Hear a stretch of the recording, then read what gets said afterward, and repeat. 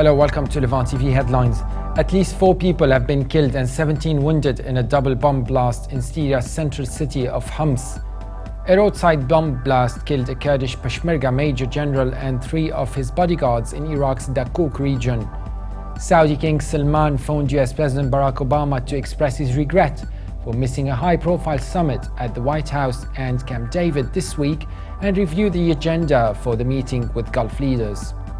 The newly appointed UN envoy to Yemen, Ismail ul-Sheikh Ahmed, arrived in the rebel-held capital Sana'a hours before the scheduled start of a 5-day ceasefire. And the United States and 5 European countries warned that Libyan state institutions, which control billions of euros of national assets, risks being exploited by rival forces wrestling for control over the country. Now let's have a look at top headlines in today's newspapers in the Middle East. Starting from the Egypt Independent, which leads reporting that the Ramallah Misdemeanor Court of Appeal arrested activist Mahinur al-Masry while she was attending an appeal to a verdict that was handed down in February. The paper also reports that Egyptian satirist Bassem Youssef has been chosen to host the 2015 International Emmy Awards Gala in New York in November.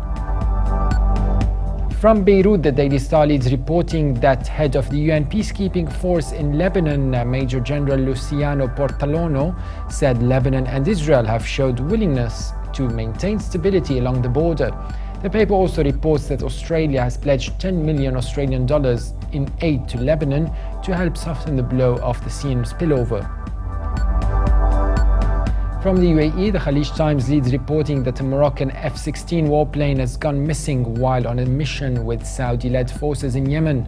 The paper also reports that Sheikh Hamdan bin Mohammed bin Rashid Al Maktoum, Crown Prince of Dubai, has launched a unique drive called Hamdan bin Mohammed Oral Hygiene Initiative for basic workers category, a humanitarian health initiative aimed at spreading health awareness and conducting oral health surveys to provide necessary free treatments and surgeries for workers. And now the papers here in London.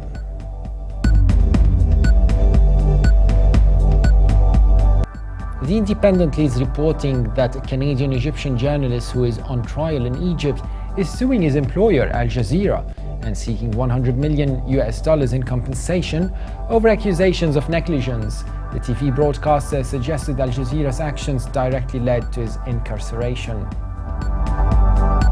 In The Guardian, a report on the 2,000-year-old mummified body of Egyptian child in a casket that was found at a rubbish dump in France is to go on display for the first time after more than a year of careful restoration work, partly funded by public donations.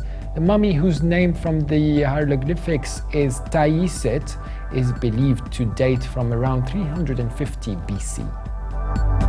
Also from the UK, The Telegraph leads Middle East news section reporting that Sarah Netanyahu, the wife of the Israeli Prime Minister, has accused one of the country's top media moguls of acting like the Harry Potter archvillain Lord Voldemort in what she described as a series of orchestrated media attacks against her.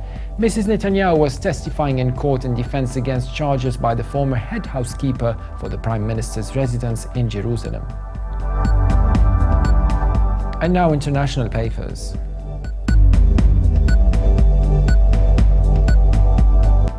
From Germany, the Deutsche Welle reports that a year after signing a reconciliation deal, the Fatah-Hamas unity government is in disarray as Fatah continues to lose support in the West Bank to Hamas.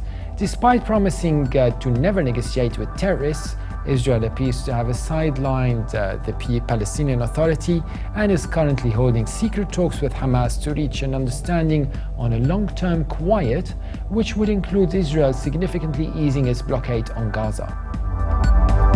And finally, China's Global Times reports that warplanes of the Saudi-led coalition forces launched airstrikes on arms and missile caches in Yemen's capital Sana'a, causing a series of large explosions that rocked the ground. Widespread panic are witnessed in Yemen's capital Sana'a after the blasts, and several ambulances rushed to rescue the injured. That was it for today's papers. For more updates, please visit levant.tv. Thanks for watching Press Review and bye for now.